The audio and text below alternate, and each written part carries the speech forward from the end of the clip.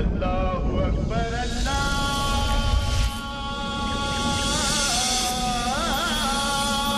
আকবার।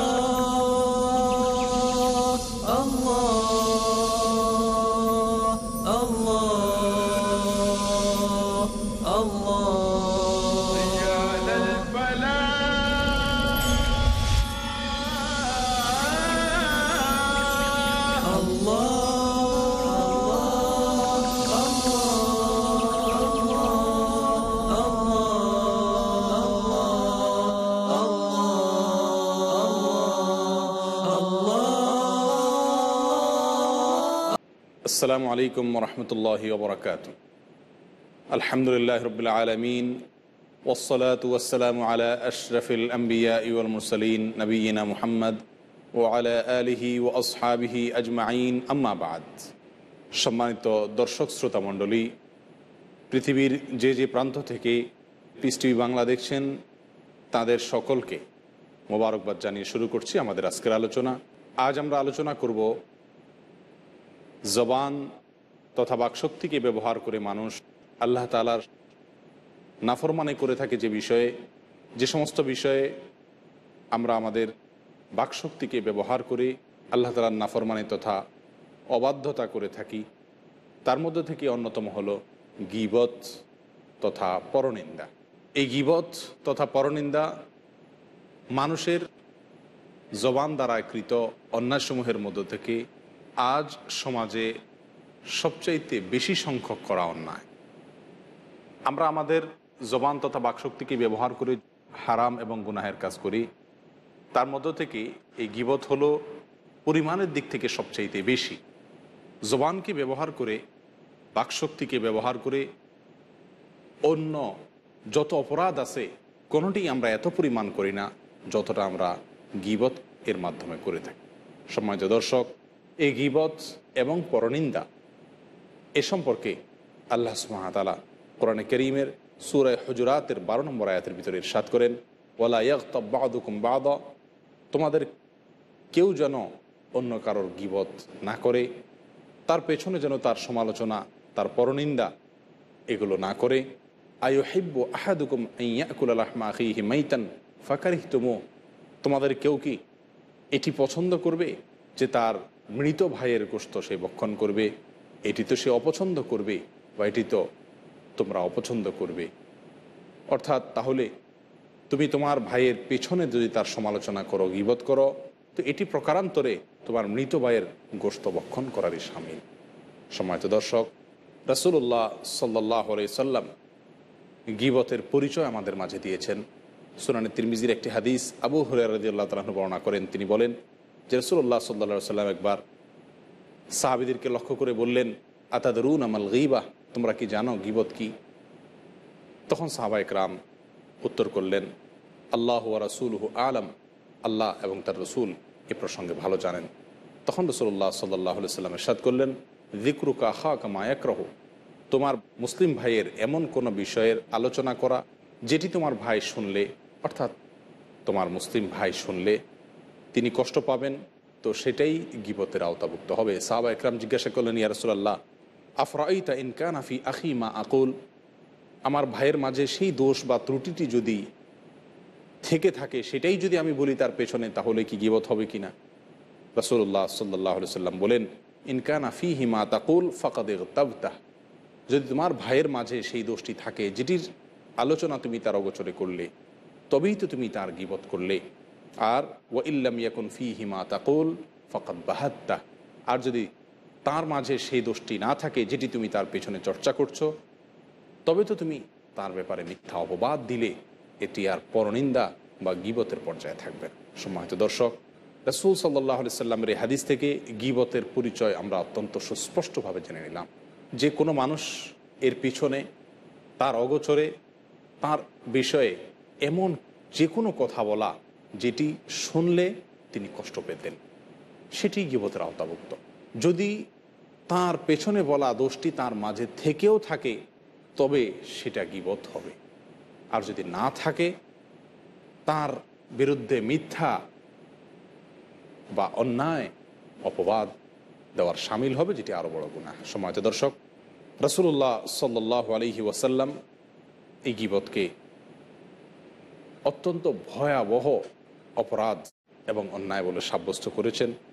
সহিহ বুখারী এবং মুসলিমের হাদিসে আবু বকর রাদিয়াল্লাহু তাআলা আনহু ইরশাদ করেন, রাসূলুল্লাহ সাল্লাল্লাহু আলাইহি ওয়াসাল্লাম বিদায় হজের ভাষণে বলেছিলেন, ইন্না দিমাআকুম ওয়া আমওয়ালাকুম ওয়া আরাদাকুম হারাম কাহুরমতি ইয়াউমিকুম হাদা ফি বালাদিকুম হাদা ওয়া ফি শাহরিকুম হাদা। এই মাস জিলহজ এবং এই দিন শুক্রবার এবং এই আরাফাতের ময়দান যেরকম সম্মানিত, ঠিক একই রকম সম্মানিত তোমাদের এক মুসলিমের উপর অন্য মুসলিমের সম্পদ, তার জান এবং তার ইজ্জত। আর কোনো মানুষের পিছনে সমালোচনা করা, পরকারান্তরে তার ইজ্জত এবং সম্মানকে হানি করা, তাকে বেইজ্জত করা, তার সম্মানকে নষ্ট করা। সম্মানিত দর্শক, এই গীবত আমরা কোনো মানুষের পেছনে তার দোষ মুখে চর্চা করে করতে পারি এবং এই গীবত হতে পারে ইশারা ইঙ্গিতের মাধ্যমেও। অর্থাৎ কারোর পিছে যদি আমি চোখের ইশারা, হাতের ইশারা বা দ্বারাও যদি তার কোনো অঙ্গভঙ্গি দ্বারাও যদি তার কোনো ত্রুটি এর বিষয়ে আমি ইঙ্গিত করি, তবে সেটিও গীবতের শামিল হবে। এক্ষেত্রে আয়েশা রাদিয়াল্লাহু তাআলা আনহার একটি হাদিস এখানে উল্লেখযোগ্য যে তিনি একবার রাসূলুল্লাহ সাল্লাল্লাহু আলাইহি সাল্লামের দরবারে সাফিয়া রাদিয়াল্লাহু তাআলা আনহা প্রসঙ্গে একটু ইঙ্গিত করে বলছিলেন যে তিনি বেটে।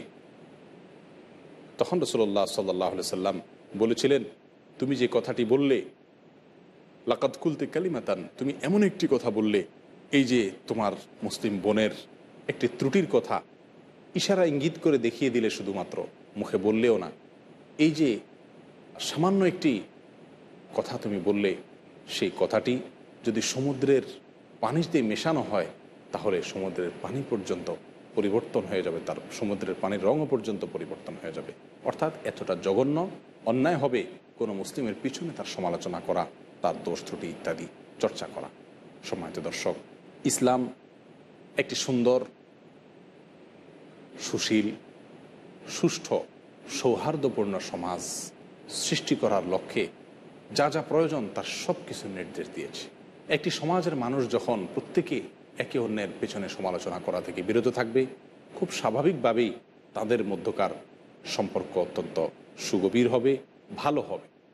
সম্মানিত দর্শক, রাসূলুল্লাহ সাল্লাল্লাহু আলাইহি ওয়াসাল্লাম এই গীবত বিষয়ে আমাদেরকে যত সাবধানবাণী করেছেন তার ফিরিস্তি অনেক বিশাল। অথচ আমরা এই গীবতটা এত বেশি পরিমাণ চর্চা করে থাকি আজকাল যে আমাদের কাছে গীবত আজকাল ঘি ভাতের মতো হয়ে গেছে।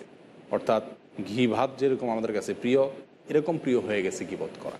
দুইজন মানুষ একসাথে হলেই তৃতীয় কোনো ব্যক্তি সম্পর্কে আমাদের সমালোচনা করতে হবে, এই হলো আমাদের প্রবণতা।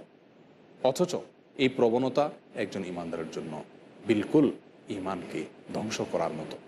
সহিহ মুসলিমের হাদিসে আসছে, রাসূলুল্লাহ সাল্লাল্লাহু আলাইহি ওয়াসাল্লাম ইরশাদ করেছেন, আল মুসলিমু মান সালিম আল মুসলিমুনা মিন লিসানিহি ওয়া ইয়াদিহি। মুসলিম হলেন সেই ব্যক্তি যার হাত এবং মুখ থেকে অন্য মুসলিমরা নিরাপদে থাকে। আমি আমার মুখ দ্বারায় আমার মুসলিম ভাইয়ের পেছনে বসে বসে অন্য কারোর কাছে তার দোষ চর্চা করলাম, তাহলে আমার মুখ থেকে তিনি নিরাপদ থাকলেন না। এই যে আমার মুখ থেকে তিনি নিরাপদ থাকলেন না, এর ফলে আমি প্রকৃত মুসলিম হতে পারলাম না। সম্মানিত দর্শক, রাসূলুল্লাহ সাল্লাল্লাহু আলাইহি সাল্লাম আমাদেরকে যে আদর্শ দিয়ে গেছেন সেটি আসলে একজন মানুষকে প্রকৃত খাঁটি এবং সোনার মানুষে রূপদান করার অন্যতম একটি উপায়। রাসূলুল্লাহ সাল্লাল্লাহু আলাইহি সাল্লাম আমাদের সকলকে খাঁটি মানুষ বানানোর জন্য যা যা দরকার তার সব কিছু নির্দেশ করে গেছেন। ইসলামের নির্দেশগুলো কত সুন্দর, লক্ষ্য করুন সম্মানিত দর্শক। ইসলাম শিক্ষা দেয় কোনো মুসলিমের দোষ আপনি যদি চর্চা করতে হয় তবে সেটি তার পেছনে নয়, বরং অত্যন্ত সুন্দরভাবে তার সামনে চর্চা করতে হবে। কারণ কারোর পেছনে যদি আপনি তার সমালোচনা করেন তাতে সমাজের কোনো লাভ হলো না, ওই ব্যক্তিটিরও কোনো লাভ হলো না। কারণ তিনি জানতে পারলেন না যে তার এই দোষ নিয়ে আপনি সমালোচনা করছেন। এই দোষটি যদি তার সামনে বরং বলা হয় যথাযথ নিয়মে সংশোধনের উদ্দেশ্যে সুন্দর এবং উত্তম উপায়ে পদ্ধতিতে, তাহলে হয়তোবা তিনি সংশোধিত হয়ে যাবেন, হয়তোবা তিনি ভালো হয়ে যাবেন। তাহলে বরং একজন ইমানদার সঠিক পথে আসার জন্য আপনি ভূমিকা রাখলেন। ইসলাম শিক্ষা দেয় কারোর দোষ বলতে হলে পিছনে নয়, সামনে বলতে হবে। আর এর বিপরীতে কারোর যদি গুণ বলতে হয় তো সেটি যার গুণ বলছেন তার সামনে নয়, বরং সেটি তার অগোচরে বলতে হবে। কারণ অগোচরে তার গুণ যদি বলেন তাহলে সমাজের জন্য কল্যাণ বয়ে আনবে, সমাজের মানুষ গুণী মানুষকে কদর করতে শিখবে এবং তার মতো হওয়ার আগ্রহ স্পৃহা মানুষের ভিতরে জন্মাবে। পক্ষান্তরে আপনি যদি গুণী ব্যক্তির সামনেই তার গুণ নিয়ে আলোচনা করেন তাহলে তিনি অহংকারী হয়ে উঠতে পারেন, তার ভিতরে অহমিকা এসে যেতে পারে।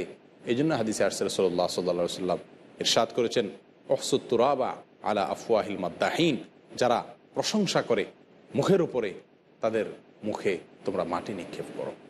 এখান থেকে আমরা জানতে পারলাম ইসলাম মানুষের দোষ এবং গুণ বর্ণনার ক্ষেত্রে যে নীতিমালা দিয়েছে সেটি হলো, আমরা কারোর দোষ বলতে হলে সেটি বলবো পেছনে, আর কারোর গুণ বলার প্রয়োজন মনে করলে সেটি বলবো তার সামনে।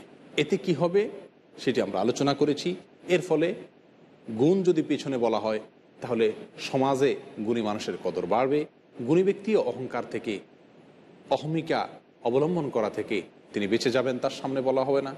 আর তার দোষটি তার সামনে বলার ফলে তিনি সেই দোষটি নিয়ে ভাবার সুযোগ পাবেন, তিনি সংশোধনের সুযোগ পাবেন, সমাজ হবে সুন্দর এবং ভালো। সমাজে দর্শক, আসুন গীবত প্রসঙ্গে রাসূলুল্লাহ সাল্লাল্লাহু আলাইহি সাল্লাম আরও বেশ যে সমস্ত সাবধান বানিয়ে এসেছে সেগুলো নিয়ে আমরা আলোচনা করি। এ পর্যায়ে ছোট্ট একটি বিরতি নেওয়ার সময় হয়েছে।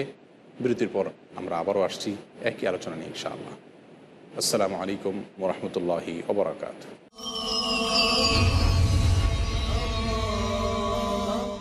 আসসালামু আলাইকুম ওয়া রাহমাতুল্লাহি ওয়া বারাকাতুহু। সম্মানিত দর্শকবৃন্দ, বিরতির পর আবারও আপনাদেরকে স্বাগতম জানাচ্ছি। আমরা আলোচনা করছিলাম গীবতের ভয়াবহতা প্রসঙ্গে রাসূলুল্লাহ সাল্লাল্লাহু আলাইহি সাল্লাম কী বলেছেন এবং একজন মানুষের গুণ এবং দোষ চর্চার ক্ষেত্রে ইসলাম আমাদেরকে কি সুন্দর নীতিমালার শিক্ষা দিয়েছে। কোনো মানুষের গীবত করা অর্থাৎ তার পেছনে তার সমালোচনা করা অর্থ হলো তাকে তুচ্ছ করা। এটি অনেকটা নিজের অহমিকা থেকেও অনেক সময় সৃষ্টি হয়। কারোর দোষ চর্চা মানুষ তখনই করে যখন নিজের দোষটি তার নজরে খুব একটা বড় হয়ে দেখা দেয় না, তখন তিনি অন্যের দোষ নিয়ে খুব বেশি চর্চা করে থাকেন। সম্মানিত দর্শক, রাসূলুল্লাহ সাল্লাল্লাহু আলাইহি ওয়াসাল্লাম ইরশাদ করেছেন, আল মুসলিমু আখুল মুসলিম, একজন মুসলিম অপর মুসলিমের ভাই, লা ইয়াখুনুহু ওয়ালা ইয়াকযিবুহু ওয়ালা ইয়াখযুলহু, কোনো মুসলিম অন্য মুসলমান ভাইয়ের কোনো আমানতকে খেয়ানত করবে না, তার সঙ্গে মিথ্যা কথা বলবে না এবং তার লাঞ্ছনা হয় এরকম কোনো কথা এবং কাজ থেকে বিরত থাকবে। কোনো ব্যক্তি তার মুসলিম ভাইকে তুচ্ছ তাচ্ছিল্য করবে, ছোট করবে, এটি ওই ব্যক্তি মন্দ হওয়ার জন্য যথেষ্ট, খারাপ মানুষ হওয়ার জন্য যথেষ্ট যে তিনি তার কোনো মুসলিম ভাইকে তুচ্ছ তাচ্ছিল্য করবেন। আমরা গীবত বা পরনিন্দা চর্চা করার মাধ্যমে প্রকারান্তরে আমাদের মুসলিম ভাইদেরকে আমরা তুচ্ছ তাচ্ছিল্য করে থাকি, যেটি আমাদের মন্দ এবং নিকৃষ্ট হওয়ার জন্য যথেষ্ট। সম্মানিত দর্শক, গীবত প্রসঙ্গে সুনানে আবু দাউদে আনাস ইবনে মালিক রাদিয়াল্লাহু তাআলা থেকে বর্ণিত একটি হাদিসে অত্যন্ত ভয়াবহ সাজা এবং শাস্তির কথা এসেছে।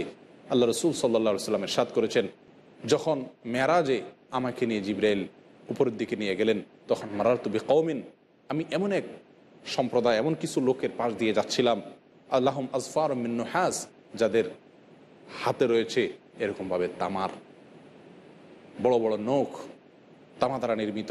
তারা সে সমস্ত নখ দিয়ে নিজেদের চেহারা এবং বক্ষসমূহকে খামচাচ্ছে।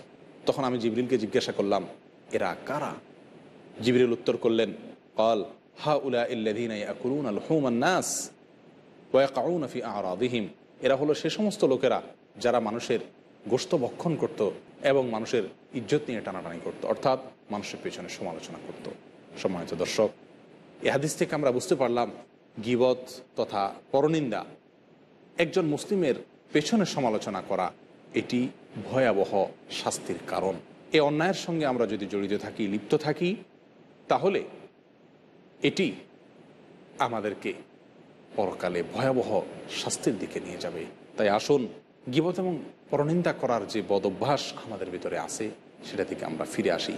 গীবত এবং পরনিন্দার ফলে কোনো কোনো হাদিসে আসছে, আপনি যার গীবত এবং সমালোচনা করছেন, আপনার আমল থেকে তাকে যে পরিমাণ তার ইজ্জত এবং সম্মান হানি করেছেন, সেই পরিমাণ আমল নামা, নেক আমল, আপনার ভালো কাজ এর সওয়াব তাকে দিয়ে দেওয়া হবে। এই জন্য আব্দুল্লাহ ইবনে মুবারক রহমতুল্লাহি আলাইহি বলেন, আমি যদি কারোর গীবত করার ইচ্ছাই পোষণ করি, তবে সেটি করব আমার মায়ের গীবত, কারণ আমার সওয়াব যদি কাউকে দিতেই হয় তো সেটা আমার মাকে দেওয়াই শ্রেয়। অর্থাৎ আমরা কোনো মানুষের গীবত করে নিজের সওয়াবটুকু আমরা তাকে দিয়ে দেওয়ার মতো বোকামি এবং নির্বুদ্ধিতা অবশ্যই করব। সম্মানিত দর্শক, হাসান বসরি রহমতুল্লাহ আলাইহি বলতেন যে ওয়াতাহসাবুনাহু হাইয়্যানা ওয়া হুয়া ইনদাল্লাহি আযীম। হাসান বসরি রহমতুল্লাহ আলাইহি বলতেন যে ওই আল্লাহ পবিত্র, যিনি বলেছেন ওয়াতাহসাবুনাহু হাইয়্যানা ওয়া হুয়া ইনদাল্লাহি আযীম, তোমরা এই অপরাধটাকে অনেক সাধারণ মনে করো, অথচ এটি আল্লাহর কাছে অনেক বড় অপরাধ, অনেক বড় পাপ। সম্মানিত দর্শক, আসুন এই গীবত করার প্রবণতা থেকে আমরা ফিরে আসি, এই গীবত করার বদভ্যাসটি আমরা পরিহার করি। ইমাম মালিক রহমতুল্লাহি আলাইহি বলেন যে আমি কিছু মানুষকে বড় আশ্চর্যজনকভাবে দেখতে লাগলাম যে তাদের মাঝে, ইমাম মালিক রহমতুল্লাহ বলেন, আমি অত্যন্ত আশ্চর্য একটি জিনিস প্রত্যক্ষ করলাম যে কিছু মানুষ, তাদের মাঝে আমার চোখে তেমন কোনো দোষ পড়েনি, তাদের তেমন কোনো ত্রুটি আমার চোখে পড়েনি, কিন্তু তারা হঠাৎ করে যখন অন্য এক জাতির, অন্য এক সম্প্রদায়ের মানুষের সমালোচনা শুরু করলো, অন্যদের সমালোচনা শুরু করার পর দেখলাম যে যারা সমালোচনা করছেন তাদের অনেকগুলো দোষ এবং ত্রুটি সমাজে সকলের কাছে এবং আমার কাছে প্রকাশ পেয়ে গেল। আর এর বিপরীতে আমি দেখেছি স্বচক্ষে যে কিছু মানুষ যাদের মাঝে অনেক দোষ ত্রুটি আছে, কিন্তু তারা অন্যের সমালোচনা করা ইত্যাদি পরিহার করে, সমালোচনা বাদ দিয়ে গীবতকে তারা না বলেছে। একটা পর্যায়ে এসে তাদের দুষ্কৃতি ইত্যাদি আমাদের মন থেকে মুছে গেছে, তাদের অন্যায়গুলোর কথা আমরা ভুলে গেছি। সম্মানিত দর্শক, মূলত আপনি যখন কোনো মুসলিমের পেছনে তার সমালোচনা করবেন, তার ইজ্জতকে নষ্ট করবেন, তখন আপনার ইজ্জতও আল্লাহ তাআলা নষ্ট করবেন। এ বিষয়ে সুনান আবু দাউদে বর্ণিত রাসূলুল্লাহ সাল্লাল্লাহু আলাইহি ওয়াসাল্লামের একটা হাদিস আমরা উল্লেখ করতে পারি। তিনি ইরশাদ করেছেন, মাম ইমরিইন ইয়াখযুলু ইমরাআম মুসলিমা, কোনো ব্যক্তি যদি কোনো মুসলিমকে লাঞ্ছিত করে, অপদস্থ করে, ফি মাওদিআইন তুনতাহাকু ফিহি হুরমাতুহু, যেখানে তার ইজ্জত সম্মান নিয়ে টানাটানি করা হচ্ছে, অর্থাৎ কারোর যদি সমালোচনা হচ্ছে, সেই সমালোচনা যদি কেউ আরও মাত্রা যোগ করে, অর্থাৎ কোনো মুসলিমের যদি সমালোচনায় লিপ্ত হয়ে যায় তার পিছনে, তাহলে ওই ব্যক্তিকে আল্লাহ তাআলা ইল্লা খাযালাহু আল্লাহু ফি মাওয়াতিন, তাহলে আল্লাহ তাআলা ওই সমালোচককে বেইজ্জত করবেন এমন কিছু জায়গায়, ইউহিব্বু ফিহি নুসরাতুহু, যে জায়গাগুলোতে তিনি সমালোচনার মুখোমুখি হওয়ার কামনা করবেন না, বরং সেখানে তিনি ভালো থাকার, ভালো সাজার, ভালো অবস্থান সৃষ্টি হোক, এই কামনা করবেন। আর এর বিপরীতে কোনো মুসলিম যখন অন্য কোনো মুসলিমের ইজ্জত এবং সম্মান লুণ্ঠন হচ্ছে এমন জায়গায় তার পক্ষ অবলম্বন করে তাকে রক্ষা করার চেষ্টা করবেন, তাহলে আল্লাহ সুবহানাহু ওয়া তাআলা এই ব্যক্তিকেও কোনো জায়গায় লাঞ্ছনার মুখোমুখি হলে আল্লাহ তাআলা তার ইজ্জতকে হেফাজত করেন। সম্মানিত দর্শক, আমরা বুঝতে পারলাম যে গীবত করার ফলে, সমালোচনা করার ফলে আমরা দুনিয়াতেই বেইজ্জতির সম্মুখীন হচ্ছি। গীবতের সাজা আল্লাহ দুনিয়াতেই দিবেন। আপনি কারো সমালোচনা করছেন, আপনার সমালোচনা অন্যরা করবে। আপনি মানুষের দোষ আবিষ্কার করছেন, অথচ আল্লাহ বলেছেন ওয়ালা তাজাসসু, তোমরা একে অন্যের দোষকে খুঁটাখুটি করে আবিষ্কার করার চেষ্টা করো না, কারোর পিছিয়ে পড়ো না। যদি আমরা সেটা করি তাহলে তার সাজা দুনিয়াতেই পেতে হবে, আমাদের দোষ অন্যরা আবিষ্কার করবে এবং আমাদের দোষগুলো আবিষ্কৃত হবে। আর আমরা যদি কোনো মুসলিমের দোষ ত্রুটিকে ঢাকিয়ে, হাদিসে আসছে মান সাতারা মুসলিমা সাতারাহুল্লাহু ইয়াওমাল কিয়ামা, যে ব্যক্তি কোনো মুসলিমের দোষ ত্রুটিকে ঢাকবে, আল্লাহ তাআলা কিয়ামতের ময়দানে তার দোষ ত্রুটিকে ঢাকবে। অতএব আসুন, মানুষের দোষ অন্যায় দেখলেই সেটা বলে বেড়াতে হবে এমন কথা নয়, বরং মানুষের পেছনে সমালোচনা করার এই যে বদভ্যাস আছে, এটা থেকে আমরা প্রত্যেকেই বেঁচে থাকার চেষ্টা করি। সম্মানিত দর্শক, রাসূলুল্লাহ সাল্লাল্লাহু আলাইহি ওয়াসাল্লাম এর সামনে কারোর সমালোচনা হলে তিনি সেটাকে প্রত্যাখ্যান করতেন, সেটাকে তিনি প্রতিহত করতেন। আসুন, আমাদের সামনেও যদি কেউ কারোর গীবত বা সমালোচনা করে, আমরা তো সেখানে যোগ দেবই না, বরং উপরন্তু সেটাকে বাধা দেওয়ার চেষ্টা করব। সুনানে তিরমিজির এক হাদিসে আসছে, রাসূলুল্লাহ সাল্লাল্লাহু আলাইহি ওয়াসাল্লাম ইরশাদ করেছেন, যে ব্যক্তি তার মুসলিম ভাইয়ের ইজ্জতকে রক্ষা করতে গিয়ে তার সমালোচনা, তার সম্মান হানির বিরুদ্ধে অবস্থান নিয়ে দাঁড়াবে, অর্থাৎ কোনো মুসলিমের ইজ্জত রক্ষা করার জন্য তিনি চেষ্টা করবেন, কেউ তার সমালোচনা করছে, সেই সমালোচনা বন্ধ করার চেষ্টা করবেন, তাহলে আল্লাহ তাআলা কিয়ামতের ময়দানে পরকালে তার চেহারাকে জাহান্নামের আগুন থেকে আল্লাহ তাআলা রক্ষা। সম্মানিত দর্শক, রাসূলুল্লাহ সাল্লাল্লাহু আলাইহি ওয়াসাল্লামের সামনে যখন সাফিয়া রাদিয়াল্লাহু তাআলা আনহা সমালোচনা করছিলেন আম্মা জান আয়েশা রাদিয়াল্লাহু তাআলা আনহা, তখন কিন্তু রাসূলুল্লাহ সাল্লাল্লাহু আলাইহি ওয়াসাল্লাম তাকে বাধা দিলেন এবং বললেন, তুমি যে কথাটি বললে এটি যদি সমুদ্রের পানির সাথে মেশানো হয় তো পানির রং বিবর্ণ হয়ে যাবে, এত ভয়াবহ, এত জঘন্য। তাহলে আসুন, আমাদের সামনে যদি কেউ গীবত বা সমালোচনা করে, তাহলে আমরা সঙ্গে সঙ্গে সেটাকে প্রতিহত করার চেষ্টা করি। আমরা যে ব্যক্তির সমালোচনা হচ্ছে তার পক্ষ অবলম্বন নেই, এটি আমাদের প্রত্যেক ইমানদারের জন্য জরুরি। সেটা না করে যদি আমি বরং তার সঙ্গে মাত্রা যোগ করি, আরও যোগ দিয়ে দিই, তাহলে সেটি হবে আমাদের আখিরাতকে ধ্বংসকারী অত্যন্ত ভয়াবহ একটি কাজ। রাসূলুল্লাহ সাল্লাল্লাহু আলাইহি সাল্লাম এরকম আরও বহু হাদিসে আমরা পাই, তিনি তার সামনে অন্য কারো সমালোচনা করা হলে সেটিকে যথাসাধ্য প্রতিহত করার চেষ্টা করতেন। আসুন, এই গীবত করা থেকে আমরা হেফাজতে থাকি এবং আমাদের সামনে কেউ গীবত করলে সেটিকে আমরা, সম্মানিত দর্শক, গীবতের ক্ষেত্রে আমরা সাধারণত অনেক সময় গীবত করে থাকি আমাদের ধারণার উপরে ভিত্তি। অনেক সময় আমরা নিশ্চিত কোনো অন্যায় অপরাধের কথা জেনেই তারপরে গীবত করি। আমি কোনো মুসলিমের পেছনে যদি সমালোচনা করি তার অন্যায় অপরাধটি জেনে শুনে, তো সেটা যেরকম অন্যায়, আর ধারণার উপরে ভিত্তি করে যদি আমি কোনো মুসলমানের সমালোচনা করি সেটি আরও বড় অন্যায়, কারণ সেক্ষেত্রে আমি তার প্রতি কুধারণা করলাম। আর আল্লাহ সুবহানাহু ওয়া তাআলা কোরআনে কারিমে বলছেন, ফাইন্না বা'যা যন্নি ইসম, কোনো ধারণা করা গুনাহের কাজ, অতএব তোমরা ইজতানিবু কাসীরাম মিনাজ যন, অনেক ধারণা আছে সেগুলো তোমরা বেঁচে থাকো। সম্মানিত দর্শক, আল্লাহ তাআলা কোরআনে কারিমে বলেন, ইজতানিবু কাসীরাম মিনাজ যন, তোমরা অনেক ধারণা আছে সেগুলো থেকে বেঁচে থাকো, কারণ ফাইন্না বা'যা যন্নি ইসম, কোনো ধারণা করা গুনাহ। রাসূলুল্লাহ সাল্লাল্লাহু আলাইহি ওয়াসাল্লাম বলেছেন, ইয়াকুম ওয়াজ-যন, তোমরা ধারণা করা থেকে বেঁচে থাকবে, কারণ ফাইন্নাজ যন্না আকযাবুল হাদিস, কারণ ধারণা হলো সবচেয়ে বড় মিথ্যা। ধারণা করে কারোর উপর যদি আপনি কোনো কথা বলেন, তাহলে সেটি হবে আপনি জেনে শুনে মিথ্যা কথা বলার চাইতেও জঘন্য মিথ্যাচার। অতএব আসুন, গীবতের যত রকম প্রকার হতে পারে এই সবগুলোকে আমরা পরিহার করি, এই সবগুলো থেকে আমরা বেঁচে থাকি। সম্মানিত দর্শক, রাসূলুল্লাহ সাল্লাল্লাহু আলাইহি ওয়াসাল্লাম আমাদেরকে গীবত হয়ে গেলে কিভাবে আমরা রক্ষা পাবো তার উপায় পদ্ধতি এবং বাতলে দিয়েছেন। গীবত হয়ে গেলে আমরা কারোর গীবত যদি কখনো করে ফেলি, আমার দ্বারা হয়ে যায় অন্যায় কাজটি, তাহলে আমার সর্বপ্রথম করণীয় হলো তার কাছ থেকে আমরা গিয়ে মাপ চাই।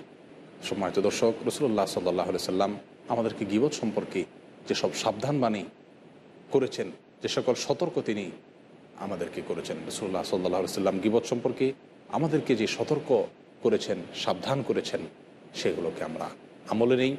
গীবত করলে তার পরিণতিতে দুনিয়াতেই আমার জন্য লাঞ্ছনা অবধারিত, এবং আখিরাতে আল্লাহ তাআলা ভয়াবহ শাস্তির কথা আমাদেরকে মেরাজের মাধ্যমে রাসূলুল্লাহ সাল্লাল্লাহু আলাইহি ওয়াসাল্লামের ভায়ায় আমাদেরকে জানিয়ে দিয়েছেন। অতএব আসুন, আখিরাতের ভয়াবহ শাস্তি থেকে বাঁচার জন্য, দুনিয়াতে নিজের ইজ্জত রক্ষা করার জন্য এবং আল্লাহ রাসূল সাল্লাল্লাহু আলাইহি ওয়াসাল্লামের হুকুমকে পালন করার স্বার্থে আমরা গীবত থেকে বেঁচে থাকার চেষ্টা করি, এই জবানকে হেফাজত করি যেটি দিয়েছেন আল্লাহ তাআলা। সম্মানিত দর্শক, গীবত হয়ে গেলে আমরা কি করব সে বিষয়ে আলোচনা ইনশাআল্লাহ বিদিনাল্লাহ পরবর্তী কোনো পর্বে আমরা করব। আজকে এই পর্যন্তই। আল্লাহ তাআলা আমাদের সকলকে সুস্থ রাখুন, ভালো রাখুন, এ কামনা রেখে আজকের মতো বিদায় নিচ্ছি। আসসালামু আলাইকুম ওয়া রাহমাতুল্লাহি ওয়া বারাকাতুহু।